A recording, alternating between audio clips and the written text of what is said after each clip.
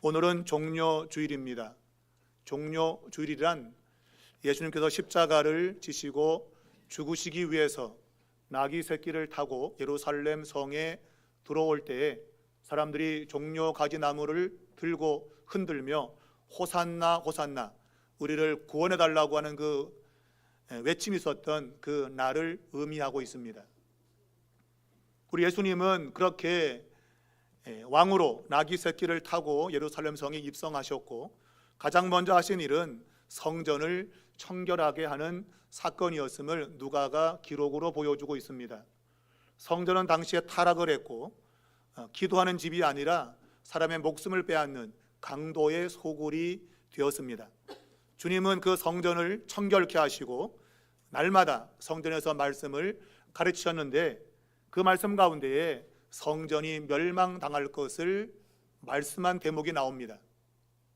물론 그 이전에도 유대의 지도자들은 예수님과 큰 마찰과 갈등을 빚었지만 성전의 멸망에 대한 이야기를 듣고 난 이후에는 그 갈등이 훨씬 더 커졌습니다. 자, 그러한 갈등이 커져갔지만 해결될 기미는 보이지 않았습니다. 왜냐하면 백성들이 예수님을 아주 좋아했기 때문입니다. 그러니까 예수님에 대한 인기가 컸기 때문에 예수님을 죽이고자 했어도 백성들이 두려워서 예수님을 죽이지 못했다고 성경은 이야기하고 있습니다. 그러한 상황 가운데 예수님의 제자인 가룟 유다가 예수님을 팔아넘길 그런 방도를 세웠고, 예수님은 그러한 와중에 유월절 식사 준비를 은밀하게 하시게 됩니다. 그리고 그 식사 자리에서 떡과 잔을 통해서 예수님을 기념하는 새 언약의 예식을 진행하셨고, 그 자리에서 그분 자신을 팔자가 있다고 하는 그런 말씀을 하시는 것이 오늘 읽은 이 본문의 주된 내용입니다. 이 모든 일련의 과정 속에서 우리는 예수님께서 그분 자신이 구원을 위해서 행한 열심과 또 그분이 주권을 가지고 있음을 이 본문 가운데도 깨닫게 되는데, 우리는 이러한 일련의 내용 가운데 중요한 몇 가지를 생각해 볼 수 있겠습니다. 첫 번째는 사탄은 기회가 오면 구원의 계획을 방해한다는 것입니다. 누가복음 4장 13절에 의하면 사탄이 예수님을 3번 시험하고 그 시험이 실패로 끝나자 얼마 동안 떠났다고 이야기하고 있습니다. 간다고 아주 가니? 사탄이 실패했다고 아주 떠난 것이 아니라 얼마 동안 떠나 있었고, 기회가 되면 다시 사탄은 역사한다고 누가가 기록하고 있는 겁니다. 물론 이 사탄이 그 시험이 실패하고 나서 떠나 있다 해서 아무것도 하지 않은 건 아닙니다. 중간중간 사탄은 나름의 일을 행했습니다. 그런데 오늘 이 본문에 의하면 바로 이 사탄이 어떤 기회가 주어지자 맹렬한 공격을 가하는 것을 우리는 보게 됩니다. 결국 외형적으로는 이 사탄이 승리한 것처럼 보이는, 곧 예수님이 십자가에 죽으시는 그러한 일로 나타나게 되는 것이죠. 자, 사탄은 자신에게 중요한 그러한 기회가 찾아오면 여지없이 역사하십니다. 사탄은 참소자라는 별명을 갖고 있습니다. 다른 사람을 모함하고 해를 끼치는 그것이 주특기예요. 그러므로 그러한 기회가 생기면 여지없이 공격하는 것이 사탄의 속성입니다. 그런데 그런 절호의 기회가 찾아온 것입니다. 말씀드렸지만 유대 지도자들이 예수님을 죽이고자 했지만, 그러나 백성들의 인기가 하늘을 찔러서 도저히 그걸 감행할 수 없었어요. 우리는 이런 것을 조착 상태라 이야기합니다. 할 수 있는 것도 아니고 할 수 없는 것도 아니고, 딜레마라 그러죠. 딜레마. 하고 싶은데 못하는 거, 또 안 하면 안 되는 거, 하자니 그렇고 안 하자니 그렇고, 이걸 딜레마라 그래요. 예수님을 가만두면 안 되는데, 근데 죽이고자 했더니 백성들의 인기가 있어서 죽이기가 어렵고, 그러면 가장 좋은 방법은 백성들이 모르게 죽이는 것이죠. 백성들 모르게 해치우는 것, 그게 가장 좋은 것인데 그런 기회가 찾아온 겁니다. 바로 그 기회는 다른 것이 아니고 예수님의 제자였던 가룟 유다가 예수님을 팔아 넘길 생각을 가진 것입니다. 물론 성경은 사탄이 가룟 유다에게 들어갔다고 되어 있습니다.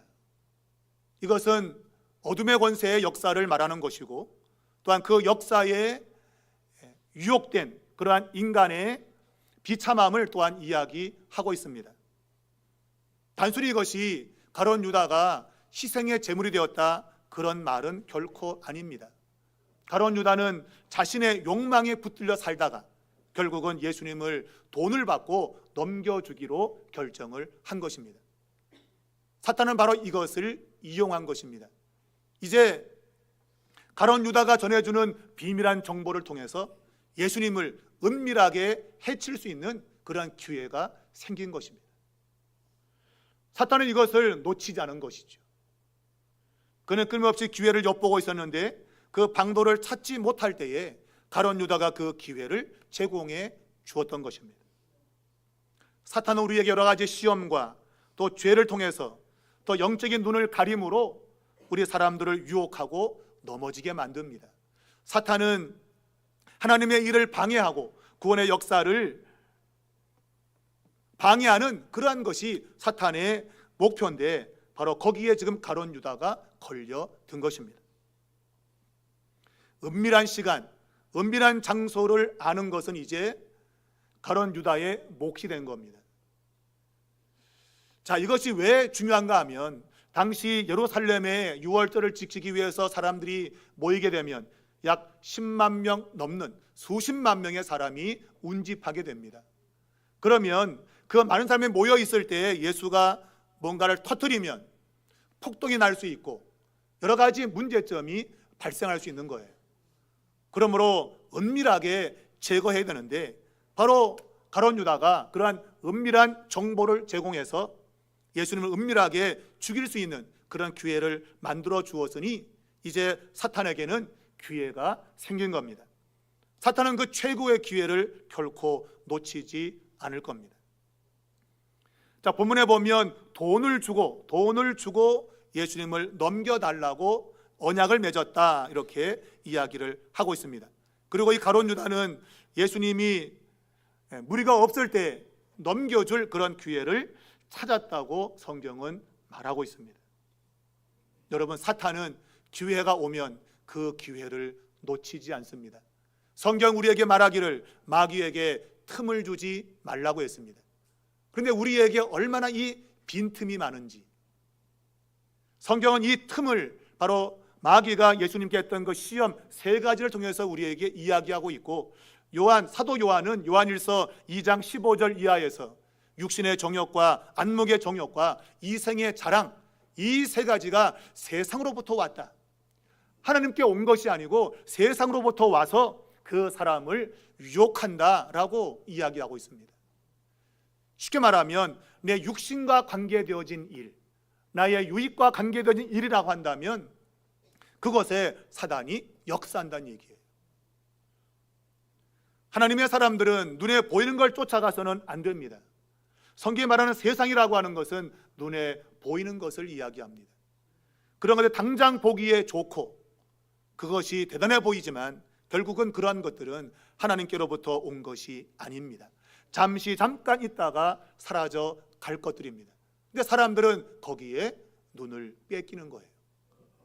육신의 정욕과 안목의 정욕과 이생의 자랑, 잘 먹고 잘 살고 자기가 성공하고 지위를 높이는 것, 이런 것이 바로 이 세상이 주는 그런 유혹인 것이죠.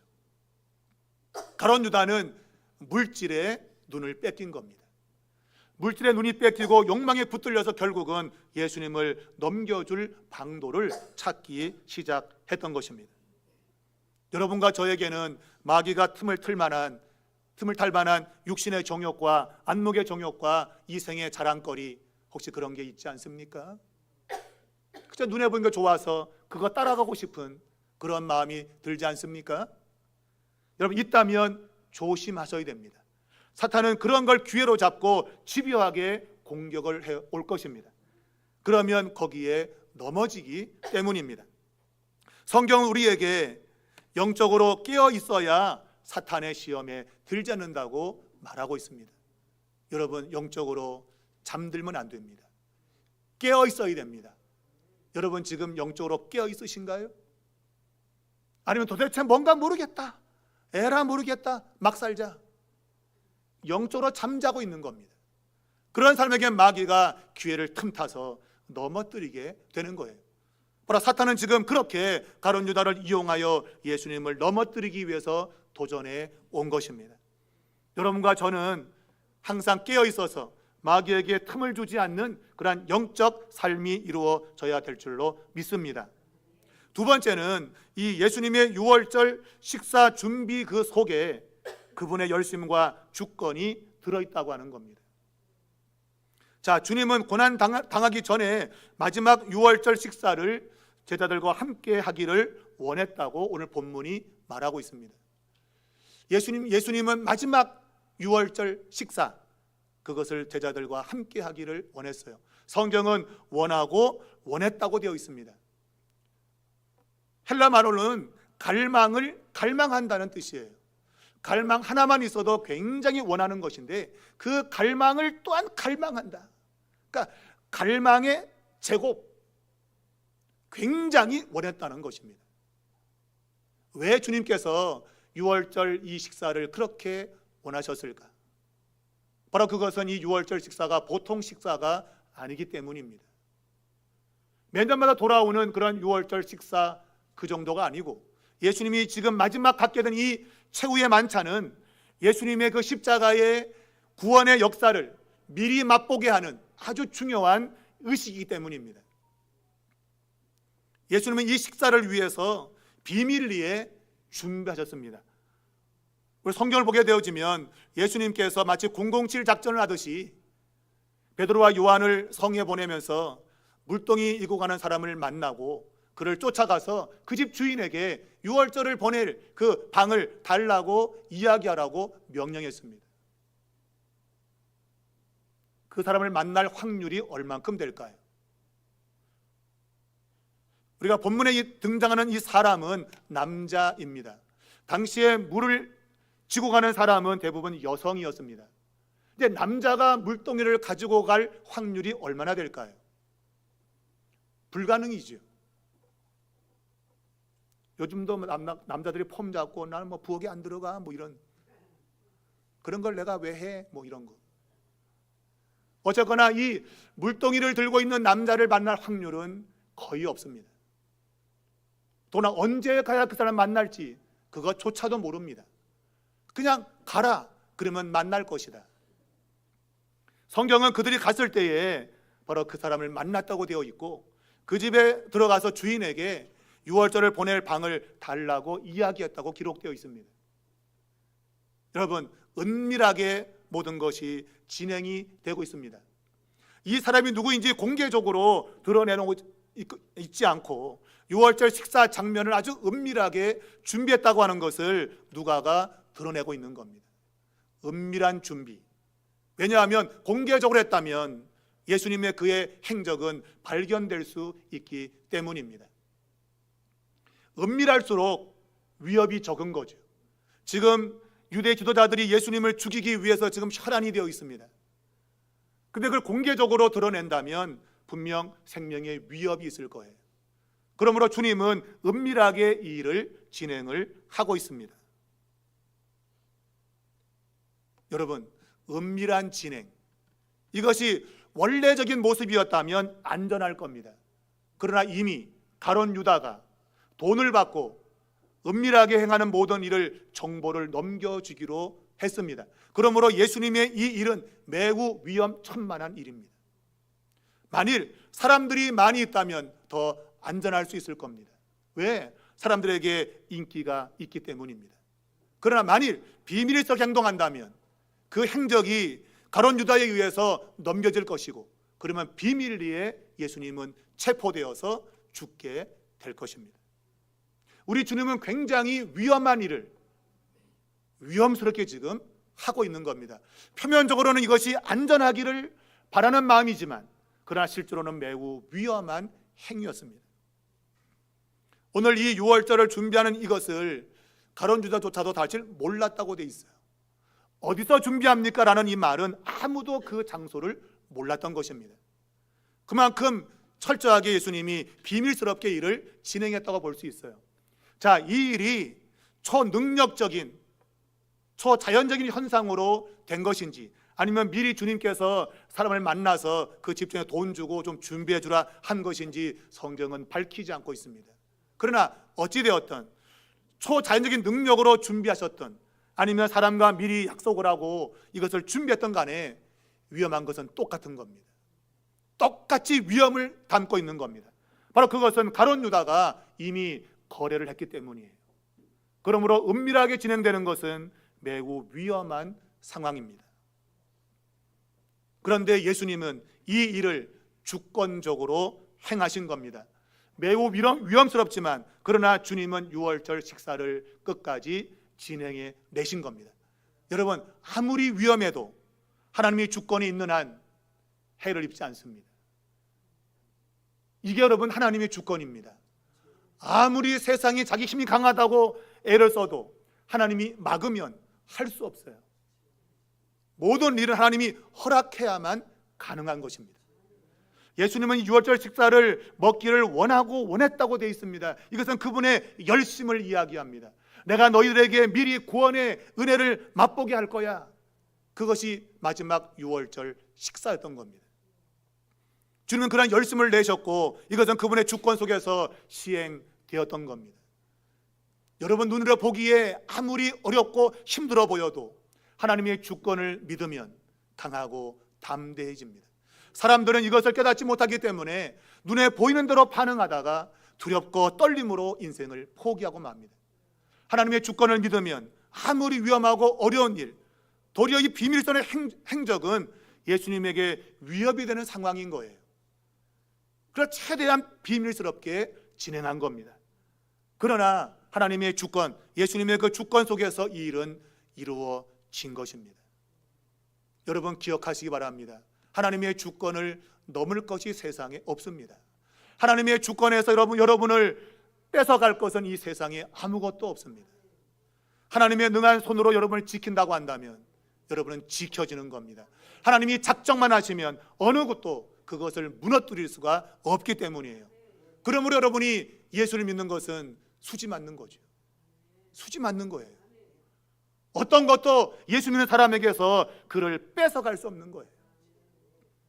오늘 예수님은 이렇게 유월절 식사를 먹기 원하신 것을 이루셨고 하나님께 감사를 드렸습니다.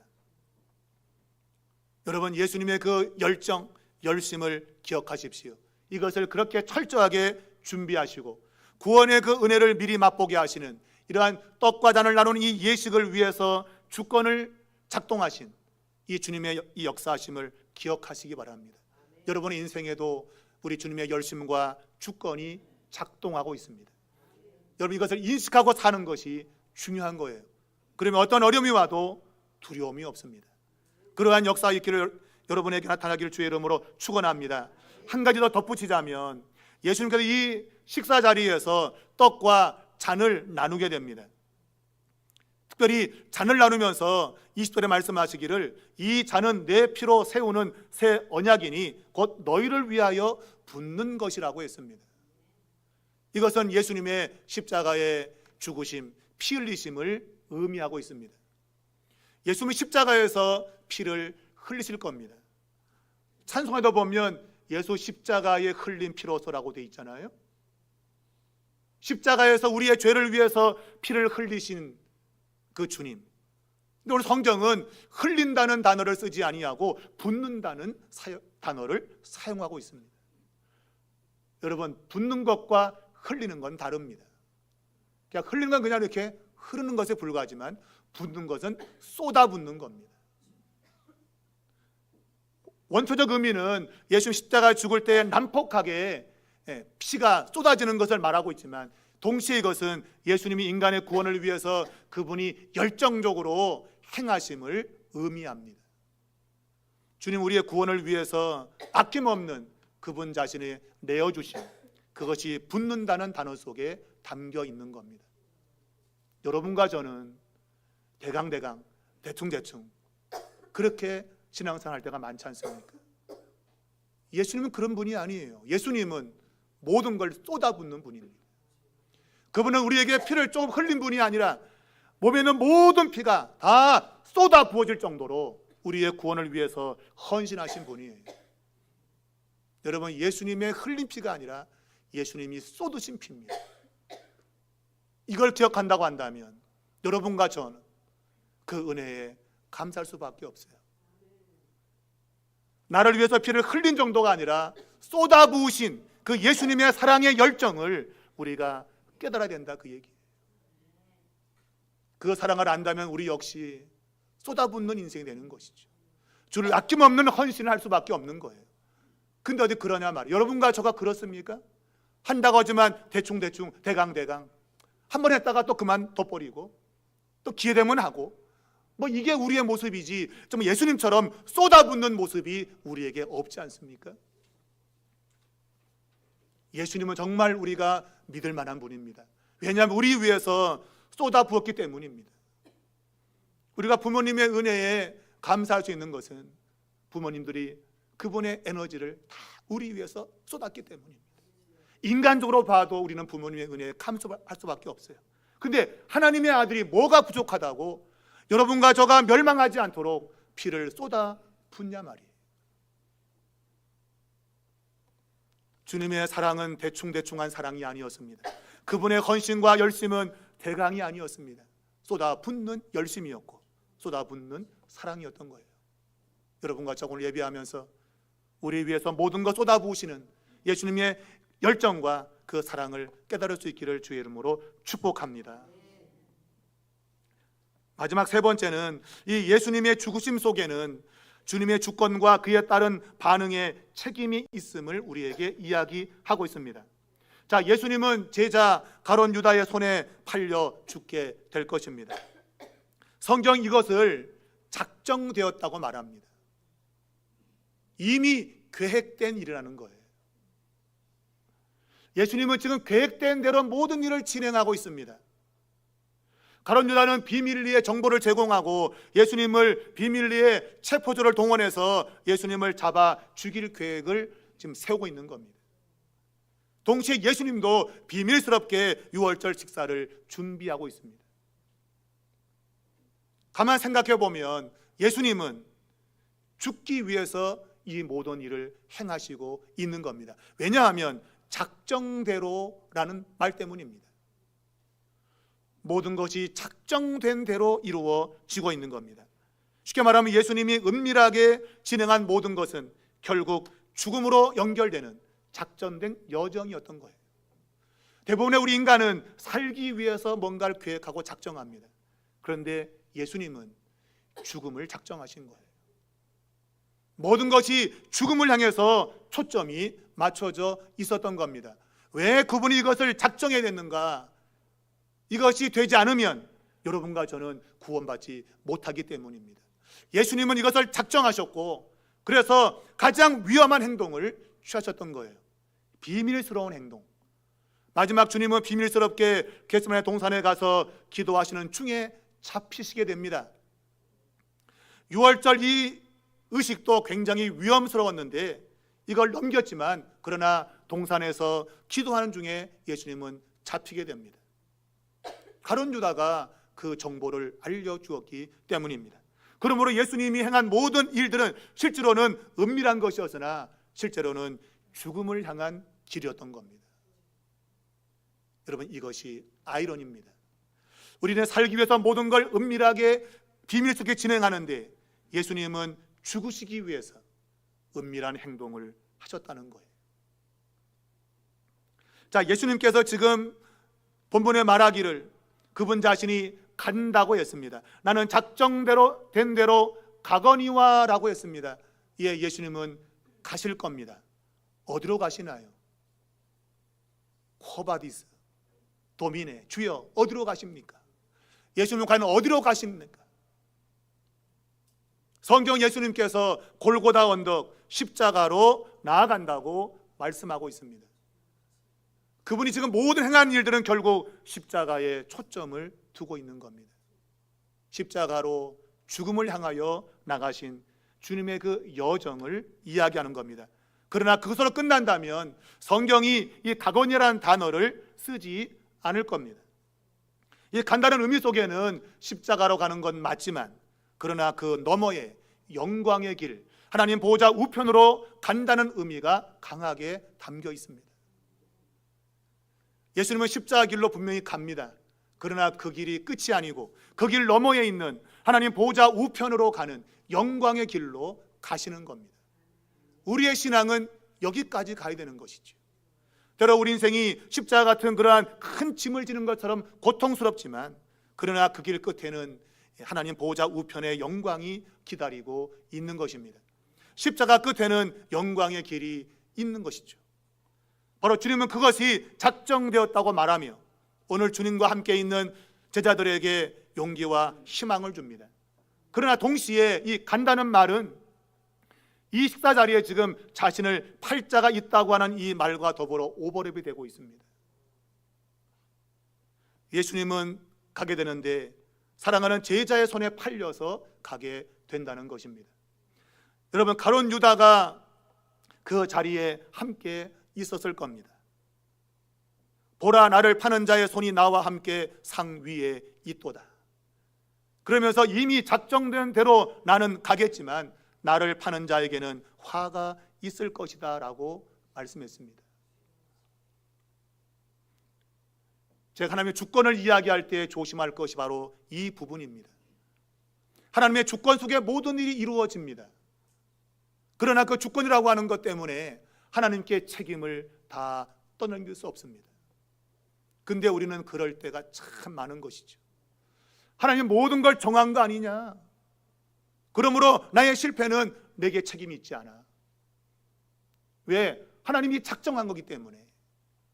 이런 생각이 많은 사람의 생각을 지배하고 있습니다. 아마 여러분 가운데 이런 생각을 가진 분들이 있을 거예요. 내가 뭘 하다가 내 욕심대로 하다가 안 되면 하나님의 뜻이야. 뭐가 하나님의 뜻입니까, 여러분? 자기 욕심대로 살다가 그런 일 당했는데 하나님의 뜻이라고 그분께 책임을 전가합니까? 오늘 성경은 주님이 작정된 대로 가지만 그러나 주님을 파는 자에게는 화가 있다고 했습니다. 하나님의 주권과 인간의 책임이 배치가 되지 않는다는 말입니다. 모든 책임은 그 사람에게 있는 겁니다. 그러나 하나님은 그 모든 것 위에 주권적으로 하나님의 뜻을 이루시는 것뿐이죠. 여러분과 저도 때로는 뭐가 안 되면 하나님이 하신 거야 뭐, 에이, 다음에 또 잘 되겠지 뭐. 모든 책임을 하나님께 떠넘기는 신앙이 아닙니다. 여러분, 그건 그 신앙이 아닙니다. 내가 잘못해서 된 거는 회개해야 되는 것이지 그것을 떠넘기는 건 되지 않아요. 오늘 성경은 우리에게 하나님의 주권, 예수님의 죽으심은 물론 하나님의 주권 속에 이루어진 일입니다. 반드시 팔려서 죽어야 됩니다. 그러나 예수님을 파는 자에게는 화가 있는 것이죠. 그 책임을 하나님께 넘길 수가 없다는 말이에요. 우리 모두는 각자의 행위에 대해서 책임을 져야만 됩니다. 중요한 것은 하나님의 주권을 인정하는 사람이야말로 진정 자신의 책임이 무언가를 안다고 하는 거예요. 내가 오늘 주님의 은혜 안에 있다면 은혜에 걸맞게 삶을 결정하고 살아갈 겁니다. 그러나 은혜를 모르는 사람은 자신의 생각과 자신의 방법으로 살다가 안 되면 그때 가서 하나님의 주권을 이야기해요. 하나님이 하신 것이니까 에이 뭐 상관없어. 성경 그것을 경고하고 있는 겁니다. 여러분, 이 자리는 어떤 자리입니까? 6월절 만찬을 시행하는 자리입니다. 은혜의 자리입니다. 하나님의 구원을 경험하는 자리입니다. 그런데 그 가운데서 예수님을 팔 자가 있다고 성경은 말하고 있습니다. 이 마지막 23절은 매우 중요한 구절입니다. 주님의 이런 말씀에 대해서 제자들이 서로 물었다고 했습니다. 우리 중에서 이 일을 행할 자가 누구일까? 은혜의 자리에 있지만 주님을 배반할 자 누굴까라는 질문입니다. 여러분, 이 질문은 그 옛날 마지막 최후의 만찬의 자리에서 있었던 질문만은 아닙니다. 오늘 이 자리에 있는 우리에게도 동일한 질문이에요. 나는 지금 주님의 은혜의 자리에 와 있지만 주님을 배반하고 내 뜻대로 살아가는 그런 일은 혹시 있지 않을까? 그 모든 것들에 대해서 주님께 책임을 전가할 수 있는가? 없다는 걸 아셔야 됩니다. 하나님 우리에게 막중한 책임을 주었습니다. 끝까지 믿음을 지키고 주님에 대한 신앙을 가지도록 우리에게 요구하고 있습니다. 내가 신앙을 버리면 거기에 대한 책임은 내게 있는 것이지 하나님이 작정한 것이 아닙니다. 사람들은 자신에게 주어지는 책임을 피하고 싶어 합니다. 그래서 죄를 지어도 자신의 죄를 회개하기는커녕 탓을 하는 것이죠. 누구 때문에 난 죄가 없어. 여러분과 저에게 가장 큰 문제점은 죄를 짓는 것이 문제점이 아닙니다. 죄를 짓고도 회개하지 않는 것이 문제점입니다.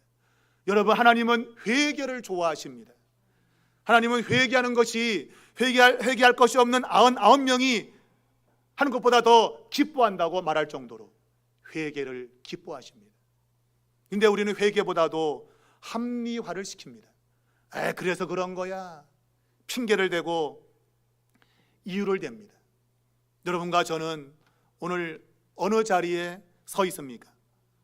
내 죄를 회개하고 돌이켜서 다시 신앙으로 가는 자리에 있습니까? 아니면 하나님께 책임을 떠넘기고 다시금 욕망에 붙들려 살려고 하고 있습니까? 오늘 주님은 주님의 죽음 속에서 주권적으로 모든 일이 이루어지고 있다고 말하면 동시에 인간의 책임을 묻고 있습니다. 여러분과 저가 져야 될 책임 말입니다. 여러분과 저는 각자의 자리에서 주어진 책임이 있습니다. 그것을 남에게 떠넘길 수 없습니다. 내 신앙은 하나님의 은혜 속에서 내가 지켜나가야 될 것입니다. 사탄은 언제든지 기회가 오면 우리의 신앙을 무너뜨리려고 도전합니다. 그 신앙을 우리가 잘 지켜내는 것이 우리의 책임입니다. 하나님이 하실 거니까 난 모르겠다. 그것은 신앙이 아닙니다. 여러분, 어려움을 당할 때 여러분 주님의 은혜를 온전히 의지하십시오. 동시에 책임을 지셔야 됩니다. 이것이 이루어지게 될 때 하나님 우리에게 끊임없는 은혜를 줄 것이고 주님은 주권과 열심 속에서 우리를 마침내 구원의 길로 이끌어 가실 것입니다. 이것이 오늘 이 본문에서 우리에게 주는 중요한 교훈입니다. 예수님은 여러분과 저를 천국까지 이끌어 가실 겁니다. 그러나 그것은 그냥 되는 것이 아니라 우리가 신앙을 끝까지 지키는 겁니다. 여러분, 세상의 많은 유혹이 우리의 신앙을 무너뜨리도록 도전하고 있습니다. 바울의 동역자였던 데마는 세상을 사랑하여 바울을 떠났다고 되어 있습니다. 죽기 살기로 주님을 섬겼던 그가 세상을 사랑해서 떠났다는 말 명심하시기 바랍니다. 그것이 여러분과 저가 될 수 있기 때문입니다. 우리의 자리에서 우리의 신앙을 지키는 각오와 결단이 필요합니다.